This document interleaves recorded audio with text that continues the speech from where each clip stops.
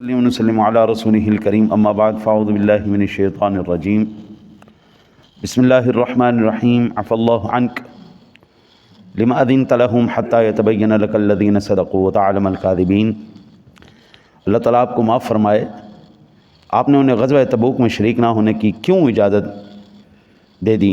اگر آپ اجازت نہ دیتے تو آپ کو معلوم ہو جاتا کہ عذر پیش کرنے والے سچے کون ہیں، آپ جھوٹوں کو جان لیتے۔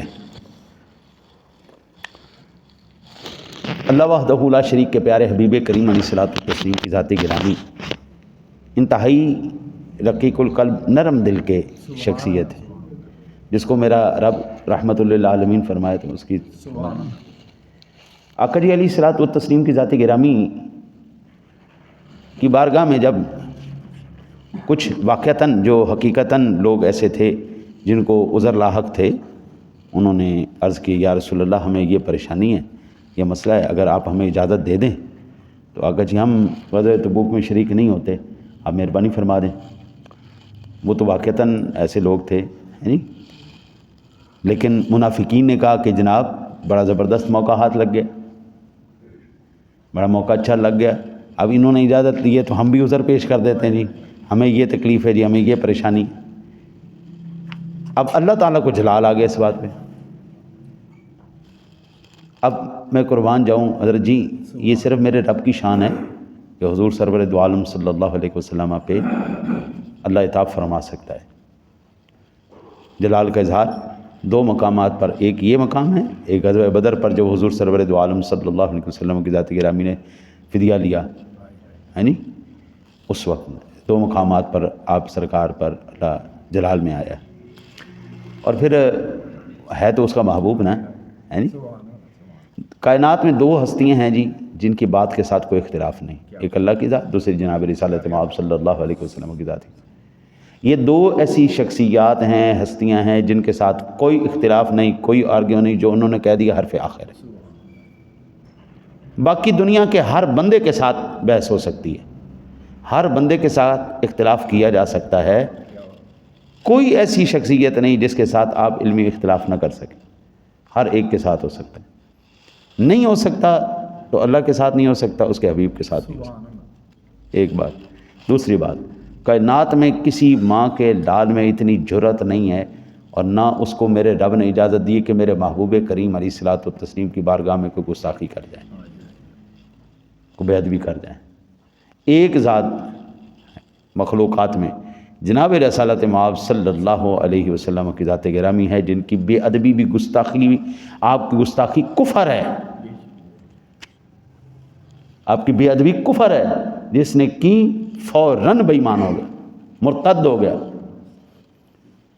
حضور جناب رسالت مآب صلی اللہ علیہ وسلم کی ذات گرامی، کائنات میں کسی کو جرأت نہیں ہے، کسی کو اجازت نہیں ہے کہ آپ پر جو ہے نا جی وہ کچھ اول فول بک سکے۔ ایک اللہ وحدہ لا شریک کی ذات ہے جو جلال فرما سکتی ہے، وہ بھی عتاب محبت کے اندر۔ اگر یہ آیہ مبارکہ سیدھی نازل ہوتی نا جی لما اذنت لهم حتی یتبین، تو اس کی کلام کا جلال اتنا تھا کہ شاید حضور کا قلب انور پھٹ جاتا ہے۔ تو اللہ نے سب سے پہلا جملہ استعمال فرمایا عفا اللہ عنک، اللہ آپ کو معاف فرمائے۔ پیارے محبوب، کیوں اجازت دی آپ نے؟ اجازت نہیں دینی تھی، تاکہ منافقوں کو پتہ چلتا، بڑے بدبخت لوگ ہیں، منافق لوگ ہیں، ہاں جی، ضرورت مندوں کے ساتھ مل کر۔ آج اس دنیا کے اندر جو ہے نا جی اپنے آپ کو جو کامیاب، اس وقت منافق اپنے آپ کو کامیاب سمجھتے تھے۔ آج کا جب وہ بندہ جو اپنے آپ کو بہت زیادہ سیانہ سمجھتا ہے نا جی، وہ کہتا ہے جی میں نے لوگوں کو بیوقوف بنا دیا، میں نے لوگوں سے اپنا کام نکلوا لیا، اور میں نے اس کو بس چکمہ دے کے نا ایسا ویسا کر کے میں نے کام کروا لیا، اور بندہ خدا تجھے پتہ ہی کوئی نہیں، وہ تجھے پتہ ہی کوئی نہیں۔ یہی چیز منافقت کہلاتی ہے، اور منافق کے بارے میں اللہ وحدہ لا شریک کا فرمان عالی شان ہے، ان المنافقین فی الدرک الاسفل من النار، وہ جہنم کے سب سے نچلے طبقے کے اندر ہو۔ حضرت چلاکیاں، مکاری، اب یہ دیکھیں نا جی آج میں کتنے سال بعد قرآن کی نزول کے 1450 سال کے بعد میں آج آپ کو یہ آیت سنا رہا ہوں کہ منافقین نے یہ چال چلی، اور اللہ تعالیٰ نے عتاب فرمایا اپنے محبوب کو، آپ نے کیوں اجازت دی؟ ان کا پردہ کھلنا چاہیے تھا، ان کا عیب سامنے آنا چاہیے تھا۔ محبوب ان کے ساتھ آپ نے نرمی نہیں برت. اب ان لوگوں کی، اب یہ میں پہلا انسان تو نہیں ہوں نا جی آیت شریف پڑھنے والا. مجھ سے جو بڑے علماء تھے، اساتذہ تھے، جو 14 صدیوں کے اندر پورا ایک چین چلی آ رہی ہے، صحابہ کرام سے لے کے تابعین، تبع تابعین، رضوان اللہ علیہم اجمعین، صحابہ کرام، اولیاء کرام، کتب، اقطاب، اغیاث، تمام کے تمام پڑھتے آئے ہیں نا. یعنی 14 صدیوں کے اندر ہر روز قرآن کم از کم پڑھا جا رہا ہے، ہر روز یہ آیت بھی پڑھی جا رہی ہے. ہر 14 صدیوں کے اندر، 14.5 صدیوں میں اللہ نے ہر روز، ہر مرتبہ اللہ نے ان کی منافقت اور ان کی غلاظت کو بیان کر کے ان کے اوپر سختی اور عذاب فرما رہا ہے. اس سے بڑی ذلت اور کیا ہے حضرت؟ کوئی ایک دفعہ کسی کو نا شرمندہ کرے نا تو وہ کیفیت اس کی کچھ اور ہو جاتی ہے. پھر 2 دفعہ، 4 دفعہ، 10 دفعہ، 15 دفعہ، حضرت جی 20 مرتبہ کے بعد وہ بندہ اس کیفیت میں آج ختم ہو جاتا ہے، ختم ہو جاتا ہے. ایک علاقہ ہے، مجھے میرے اس ٹائم ذہن میں اس کا نام گم گیا.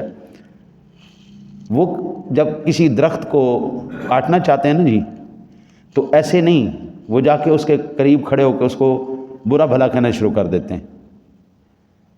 برا بھلا کہنا شروع کر دیتے ہیں، درخت خشک ہو جاتا ہے، ختم ہو جاتا ہے، مر جاتا ہے، پھر اس کو کاٹ لیتے ہیں.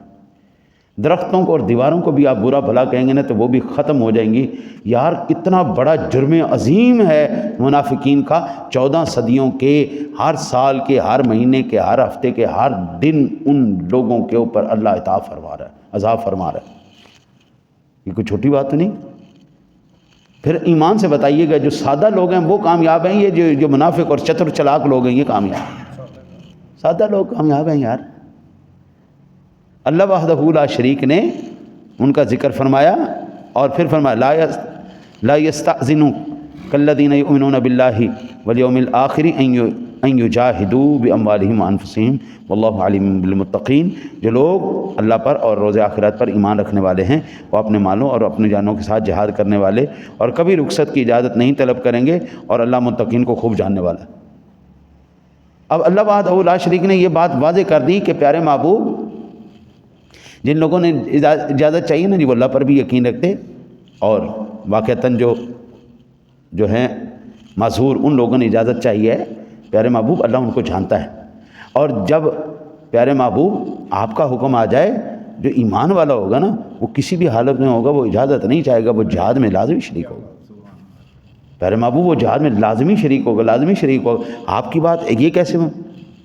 لا یستأذنک الذین یؤمنون باللہ والیوم الآخر ان یجاہدوا باموالہم وانفسہم واللہ علیم بالمتقین. اللہ متقیوں کو خوب جاننے والا ہے. پیارے محبوب خوب جاننے والا ہے. جو اللہ پر یقین رکھنے والا ہے، آپ کا کلمہ پڑھنے والا، وہ پیارے محبوب کبھی. اچھا جی، پھر عتاب کے نا جی 2 قسمیں ہوتی ہیں. ایک کتاب ہوتا ہے حقیقی، جس کو کہتے ہیں غصہ کرنا، جلال، کسی کے اوپر ناراض ہونا ہے. ایک ہوتا ہے حقیقتاً ناراض ہونا. ایک ہوتا ہے جی حقیقتاً نہیں، وہ صورتاً ناراض ہونا. لگ رہا ہے ناراضگی ہے لیکن حقیقت میں وہ ناراضگی نہیں. ہاں، ناراضگی کا لگتا ہے کہ یہ ناراضگی ہے لیکن حقیقت میں وہ ناراضگی نہیں ہوتی. ایک واقعتاً ناراضگی ہوتی ہے. اللہ اپنے محبوب سے ناراض نہیں ہوتا. اللہ اپنے محبوب سے ناراض نہیں ہوتا. محبوب سے بھی ناراض نہیں ہوتا، محبوب کے غلاموں سے بھی ناراض نہیں ہوتا. لیکن جو حضور کی غلامی نہ کرے ان کا حشر دیکھ لو یار. ہر روز ذلت ان کے مقدر میں لکھی جا رہی ہے.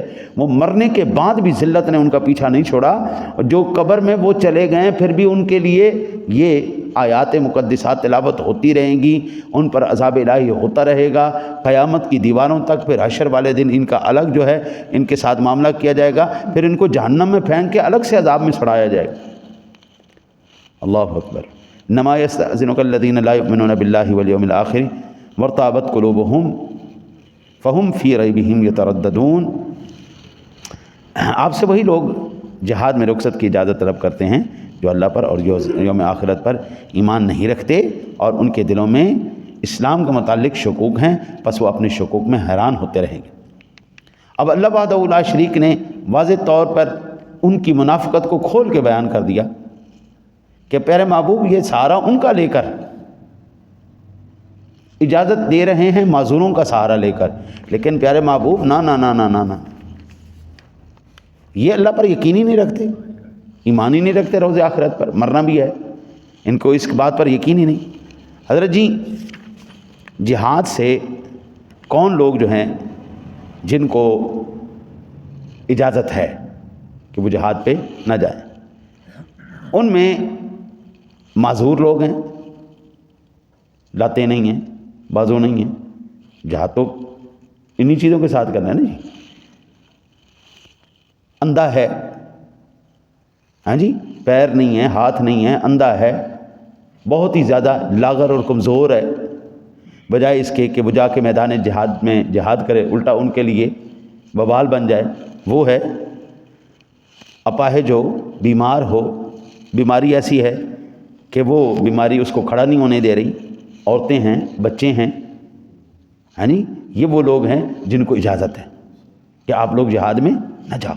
لیکن ان لوگوں کے لیے اس بات کی اجازت نہیں ہے کہ چنگے بھلے ہیں، پیسہ بھی ہے، جان بھی ہے، مال بھی ہے، ہاتھ پیر بھی سلامت ہیں، پھر بھی جہاد نہیں کرتے، کیسے یہ منافق لوگ ہیں۔ وَلَوْ أَرَادُوا الْخُرُوجَ لَأَعَدُّوا لَهُ عُدَّةً وَلَكِنْ كَرِهَ اللَّهُ بِعَاثَهُمْ فَثَبَّتَهُمْ وَقِيلَ اقْعُدُوا مَعَ الْقَاعِدِينَ۔ وہ جہاد کے لیے نکلنے کا ارادہ کرتے تو اس کے لیے زاد راہ کی تیاری کرتے، لیکن اللہ ان کو ان کا نکلنا ناپسند تھا، اس نے ان کو پست ہمت کر دیا اور ان سے کہہ دیا گیا کہ بیٹھنے والوں اور بیمار عورتوں کے ساتھ بیٹھے رہو۔ حضور جلال میں آ گئے نا، جب پتہ لگ گیا نا جی یہ بے ایمان ہے، منافق ہے، اب بیٹھ جائے۔ ایک سادہ سی بات ہے کہ بلا میں اکثر سوچتا بھی ہوں اور اس کا جواب بھی یہی ہے۔ ایمان سے بتائیے گا کہ جب اللہ وحدہ لا شریک، ہم کہتے ہیں علی کل شیء قدیر ہے، ہاں جی، تو اللہ وحدہ لا شریک نے اس پوری کائنات کے اندر صرف ایک ہی مخلوق کیوں نہیں پیدا کر دی جو صرف اس کی ماننے والی ہوتی؟ انسانوں میں اللہ تعالیٰ نے سارے ہی مسلمان کیوں نہیں پیدا کر دیے؟ یہ کافر کیوں بنائیں؟ یہ مشرک کیوں بنائیں؟ منافق کیوں بنائیں؟ یہودی عیسائی کیوں بنائیں؟ ایک ہی بنا دیتا مسلمان، محبوب کے غلام، پوری دنیا محبوب کی غلام ہوتی، سارے اللہ اللہ اللہ کرتے رہتے، ہے نہیں؟ یہ سوال پیدا ہو سکتا نہیں؟ تو اس کا جواب یہ ہے، میں آپ کو عرض کروں، اللہ وحدہ لا شریک کو اپنے محبوب سے بہت زیادہ پیار ہے، اور اللہ وحدہ لا شریک کی حکمت کا تقاضا یہ ہے کہ وہ غیر محل اور غیر اہل میں اپنی توفیق نہیں رکھتا۔ محل ہونا چاہیے اور اہل ہونا چاہیے، یہ دو چیزیں جب تک نہ ہوں اللہ توفیق نہیں دیتا۔ اللہ تعالیٰ کو خوب علم ہے کہ اس نے اپنی ہدایت اور اپنی توفیق اپنے فضل سے کہاں رکھنی ہے، اور ہر محل اس کی صلاحیت نہیں رکھتا۔ اور اگر کوئی شخص یہ کہے کہ اللہ تعالیٰ نے ہر محل میں ہدایت اور توفیق کی صلاحیت کیوں نہ پیدا کی، تو اس کا جواب یہ ہے کہ اللہ تعالیٰ کمال ربوبیت عالم خلق اور امر میں اس کے اسماء صفات کا ظہور اس بات سے انکار کرتا ہے، اور اگر اللہ سبحانہ و تعالیٰ ایسا کرتا تو یہ اس کو محبوب ہوتا، کیونکہ وہ اس کو پسند کرتا کہ اس کا ذکر کیا جائے اور اس کا شکر ادا کیا جائے، اور اس ہونے کا باعث تھا، ٹھیک ہے نا جی، کیونکہ اللہ تعالیٰ یہ چاہتا ہے کہ اس کے دشمنوں، اب اللہ وحدہ لا شریک کے اگر سارے بندے اس کے نیک ہو جاتے تو اللہ وحدہ لا شریک کا ذکر کرتے، مل کے عبادتیں کرتے، نمازیں پڑھتے، روزہ رکھتے۔ تو بابو سادہ سی بات یہ ہے کہ اگر یہ مقام، یہ باتیں ہوتی تو پھر اللہ وحدہ لا شریک ان کے مقام کیسے بلند کرتا؟ سارے نیک ہو جاتے ہیں تو سارے اللہ کے ولی ہو جاتے ہیں نا، سارے غوث پاک ہو جاتے ہیں، پھر عام بندہ تو کوئی نہیں رہتا۔ اللہ نے اپنے دشمنوں کو اس لیے پیدا کیا تاکہ ان سے جہاد کیا جائے، ان سے انتقام لیا جائے، اس کے پھر اولیاء کے مراتب اور شرف کا اظہار کیا جائے اور ان کے فضل کی تخصیص کی جائے، اور اپنی جانوں کو اللہ کے دشمنوں سے جنگ میں خرچ کریں، اور اللہ کی عزت اور قدرت اور سطوت کا ظہور ہو، اور اس کی زبردست پکڑ اور اس کے دردناک عذاب کا اظہار ہو۔ پھر اللہ وحدہ لا شریک کا یہ عذاب، یہ جلال، یہ غصہ، اس کا اظہار کہاں پہ ہوتا؟ یہ اولیاء کیسے بنتے؟ حضرت آج تک ہم نا جی حضور خواجہ غریب نواز خواجہ معین الدین چشتی اجمیری رحمۃ اللہ تعالیٰ علیہ کی عظمت کو سلام کرتے ہیں. کیوں کرتے ہیں؟ اس مرد کلندر نے کفار کے ساتھ جہاد کیا، اس مرد کلندر نے تبلیغ مصطفیٰ کی، شریعت محمدی صلی اللہ علیہ وسلم کی، اور 90 لاکھ کافروں کو کلمہ پڑھایا. سبحان اللہ سبحان اللہ. ہم حضرت خالد بن ولید رضی اللہ تعالیٰ عنہ آج ذکر پاک کرتے ہیں اور ان کی عظمت کا اظہار کرتے ہیں. کیوں؟ کہ اس بندے نے آخری دم تک رسول اکرم صلی اللہ علیہ وسلم کے دین کی اشاعت کے لیے اپنی جان کو ہتھیلی پہ رکھا، اور اللہ نے ان کو سیف اللہ کہلایا، فرمایا اللہ کے حبیب نے سیف اللہ فرمایا. اب وہ اللہ کی تلوار، یہ رتبہ کسی اور کو تو نہیں ملا نا. حضرت علی المرتضیٰ شیر خدا کرم اللہ وجہہ الکریم حیدر کرار کہلائے، اب یہ مقام کسی اور کو تو نہیں ملا نا. عثمان غنی کہلائے، حضرت سیدنا صدیق اکبر رضی اللہ تعالیٰ عنہ صدیق اکبر کہلائے. حضرت پھر یہ درجات، یہ مقام، یہ مرتبے کیسے ملتے؟ یہ دشمن اور منافق پیدا ہی اس لیے کیے گئے تھے تاکہ اللہ تعالیٰ کے غضب جلال کا اظہار ہو اور اس کے حبیب کے غلام ان کافروں کے ساتھ مل کر اس مقام اور مرتبے تک پہنچ جائیں. اب ایمان سے بتائیے گا، پاکستانی ہم بھی ہیں پاکستانی، لیکن آج سے 76-77 سال پہلے جن پاکستانیوں نے اپنی جانوں کے نذرانے دے کر پاکستان حاصل کیا تھا، کیا ہم ان پاکستانیوں کے برابر ہیں؟ نہیں بھائی، ہم ان کے برابر نہیں ہو سکتے. ہم نے کوئی قربانی نہیں دی، انہوں نے قربانیاں دی ہیں بھائی. ملک کی قربانی دی ہے، جانوں کی قربانی دی، مالوں کی قربانی دی ہے. ان لوگوں نے جناب سارا کچھ چھوڑا جی اس ملک کی خاطر. آج میں کہوں جی میں ان سے بہتر ہوں تو مجھ سے جو ہے نا جی وہ نالائق آدمی کون ہے؟ کہ بھائی جن لوگوں نے اپنی جانیں قربان کر دی، اپنا سارا کچھ قربان کر دیا، تو کہتا ہے جی تو ان سے آگے ہے؟ نہیں جناب، یہ اس لیے تھا تاکہ اللہ یہ مراتب پیدا فرماتا.